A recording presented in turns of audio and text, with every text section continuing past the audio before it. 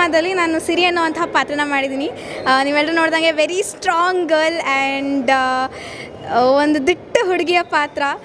So ಸತ್ಯಕ್ಕೋಸ್ಕರ ನ್ಯಾಯಕ್ಕೋಸ್ಕರ ಏನೇ ಆಗಲಿ ಏನೇ ಕಷ್ಟ ಪಡಲಿ ಅದನ್ನು ತುಂಬ ಸ್ಟ್ರಾಂಗಾಗಿ ಎದುರಿಸುವಂಥ ಪಾತ್ರ ಸಿರಿ.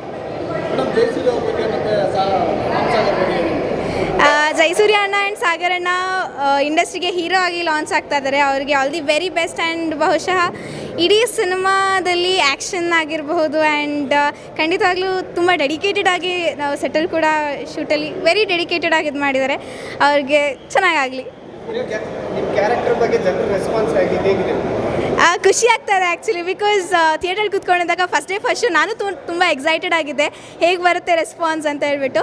ಬಟ್ ಪ್ರತಿಯೊಬ್ಬರು ತುಂಬ ಇಷ್ಟಪಡ್ತಾ ಇದ್ದಾರೆ. ಫಸ್ಟ್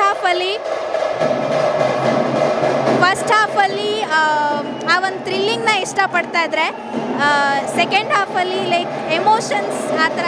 ತಾಸ್ ಸಿನಿಮಾದಲ್ಲಿ ನಾನು ಸಿರಿ ಅನ್ನುವಂತಹ ಪಾತ್ರನ ಮಾಡಿದ್ದೀನಿ. ನೀವೆಲ್ಲರೂ ನೋಡಿದಂಗೆ ವೆರಿ ಸ್ಟ್ರಾಂಗ್ ಗರ್ಲ್ ಆ್ಯಂಡ್ ಒಂದು ದಿಟ್ಟ ಹುಡುಗಿಯ ಪಾತ್ರ. ಸೊ ಸತ್ಯಕ್ಕೋಸ್ಕರ ನ್ಯಾಯಕ್ಕೋಸ್ಕರ ಏನೇ ಆಗಲಿ ಏನೇ ಕಷ್ಟ ಪಡಲಿ ಅದನ್ನು ತುಂಬ ಸ್ಟ್ರಾಂಗಾಗಿ ಎದುರಿಸುವಂಥ ಪಾತ್ರ ಸಿರಿ. ಜಯಸೂರ್ಯ ಅಣ್ಣ ಆ್ಯಂಡ್ ಸಾಗರ್ ಅಣ್ಣ ಇಂಡಸ್ಟ್ರಿಗೆ ಹೀರೋ ಆಗಿ ಲಾಂಚ್ ಆಗ್ತಾ ಇದ್ದಾರೆ. ಅವರಿಗೆ all the very best. And ಬಹುಶಃ ಇಡೀ ಸಿನಿಮಾದಲ್ಲಿ ಆ್ಯಕ್ಷನ್ ಆಗಿರಬಹುದು ಆ್ಯಂಡ್ ಖಂಡಿತವಾಗ್ಲೂ ತುಂಬ ಡೆಡಿಕೇಟೆಡ್ ಆಗಿ ನಾವು ಸೆಟಲ್ ಕೂಡ ಶೂಟಲ್ಲಿ ವೆರಿ ಡೆಡಿಕೇಟೆಡ್ ಆಗಿ ಇದು ಮಾಡಿದ್ದಾರೆ. ಅವ್ರಿಗೆ ಚೆನ್ನಾಗಾಗಲಿ. ಖುಷಿ ಆಗ್ತಾಯಿದೆ ಆ್ಯಕ್ಚುಲಿ, ಬಿಕಾಸ್ ಥಿಯೇಟ್ರಲ್ಲಿ ಕೂತ್ಕೊಂಡಿದ್ದಾಗ ಫಸ್ಟ್ ನಾನು ತುಂಬ ಎಕ್ಸೈಟೆಡ್ ಆಗಿದ್ದೆ ಹೇಗೆ ಬರುತ್ತೆ ರೆಸ್ಪಾನ್ಸ್ ಅಂತ ಹೇಳ್ಬಿಟ್ಟು.